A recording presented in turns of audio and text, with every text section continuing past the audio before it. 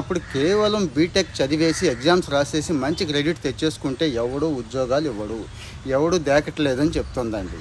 అంటే కొన్ని స్కిల్స్ ఉన్నాయి. బీటెక్ యాస్పిరెంట్స్ ముఖ్యంగా కంప్యూటర్ సైన్స్లో 90% అందులోనే ఉన్నారు కదా, వాళ్ళు ఈ స్కిల్స్ మీద దృష్టి పెట్టండి అంటున్నారండి.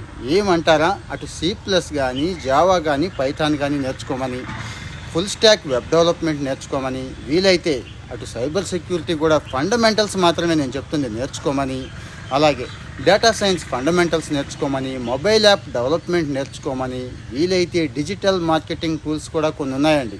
ఇందులో మనం మాట్లాడుకుంటున్న వాటిలో చాలా వరకు ఫ్రీ కోర్సులు, ఫ్రీ సర్టిఫికేషన్స్ కూడా ఉన్నాయండి. కానీ మన పిల్లలకే కాస్త బద్ధకం, ఏదో పిచ్చి నమ్మకం అన్నట్టు, కాలేజీ డిగ్రీ అన్నీ ఇచ్చేస్తుందిలే, ఎందుకు రాదులే, ఆ టైంకి ఎవడొకడు వచ్చి ప్లేస్మెంట్ ఇవ్వకపోతాడా అనే నమ్మకం పెట్టుకుంటున్నారు తప్పించి ఈరోజు మార్కెట్లో ట్రెండ్ ఉన్న కోర్సులు ఇవి.